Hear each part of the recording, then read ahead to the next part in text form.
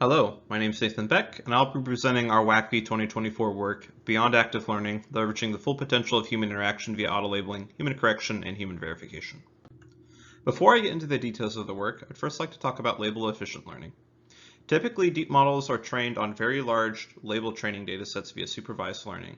However, there might be an extremely large labeling cost associated with procuring that labeled data. Instead, many people choose to employ the paradigm of active learning, which interactively selects the best instances for labeling to quickly maximize performance in an iterative fashion.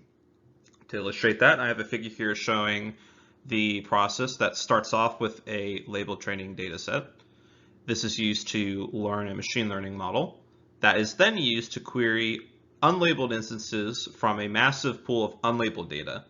These selected instances are then fed to a human annotator that are annotated by that person and are then added back to the labeled training data, upon which this process is repeated. However, a lot of active learning methods decide to quantify labeling costs in terms of the size of the labeled training dataset. This makes the assumption that each instance was equally hard to label, which is perhaps not the most realistic assumption. To motivate that, I have an example here where an annotator is asked to draw bounding boxes around each vehicle in this image. This might take a good amount of time. However, it might take more time if instead the same image were taken on a foggy day. Because this image requires more labeling effort, it means that the true cost of labeling is not simply the size of the labeled dataset. To sort of ease these complications in labeling, modern labeling pipelines will actually suggest labels to the annotator to help expedite the process. And we can actually note that if the model is highly confident about its label suggestion, typically this means that the suggestion would be correct and therefore requires little effort on behalf of the annotator to fix for the ground truth and comes at a low informativeness factor. Because the model is already confident about the input, meaning this decision boundary wouldn't be refined as much. On the flip side, if you have a low confidence suggestion, then typically this means that the annotator would have to spend more effort in correcting it, which comes at a higher labeling cost, but also yields more informativeness because the model is able to leverage that to further improve its confidence on said images. So the question is how do we actually best select instances while accounting for this sort of label hardness and informativeness trade-off? To first understand how much label suggestions help us, we first do an experiment involving human subjects that utilize the labeling tool shown here. What we ask them to do is to label a sequence of images given a suggestion, and we record how long it takes for them to verify a correctly suggested label and how long it takes for them to fix an incorrectly suggested label via the drop-down menu. What we actually find is that people spend 3 to 4 times longer fixing an incorrect suggestion than they take in verifying a correct suggestion. And so we're able to utilize the formula shown here to better quantify the labeling cost. And we can actually show how suggestions impact the training curve for active learning methods via the plot shown here.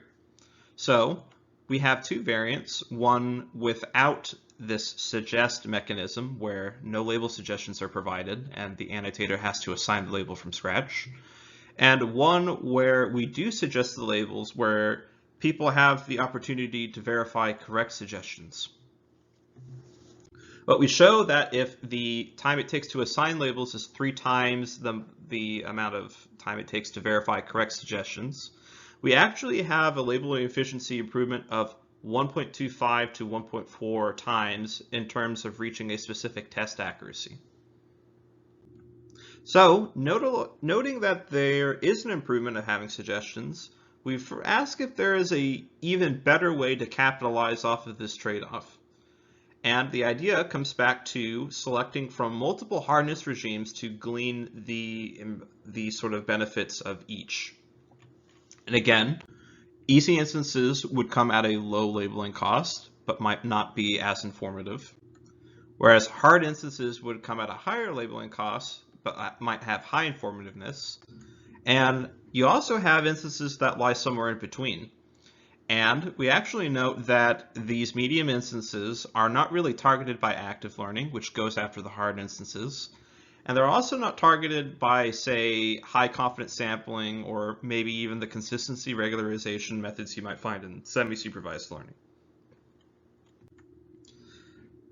The clarifier method then applies a three-pronged selection, where the first phase is to select methods utilizing active learning to elicit the hard instances, and utilize the model's prediction as the suggestion.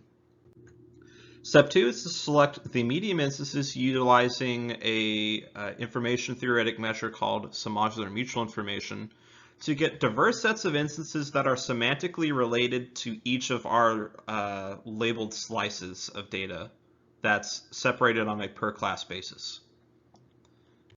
And then we're able to utilize high confidence sampling and automatically assign that label utilizing the easy selection. For those images that need to be labeled, those are fed to the annotator with their suggestions. And lastly, those annotated instances are then added to the labeled data. Here we show our experiments with clarifier. And in particular, we use a cost to assign versus cost to verify ratio of 4, which is shown on the x-axis. And we show clarifier's budget configuration, which again is a hard, medium, and easy configuration, on the y-axis. So the sum of these determines the total number of instances added in a particular round. Again, these can be chosen based off of model progression.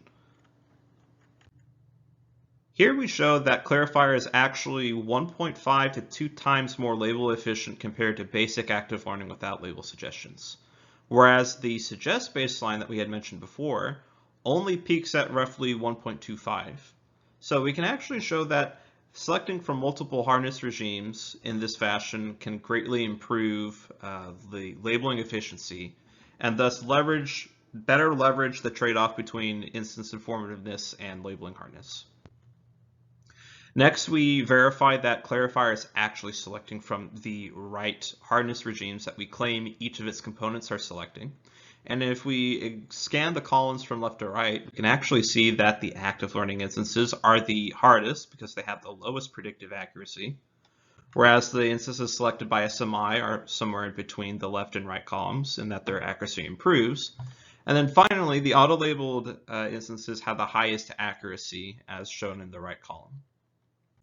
We last look at the contributions of each component of clarifier through a set of ablation experiments.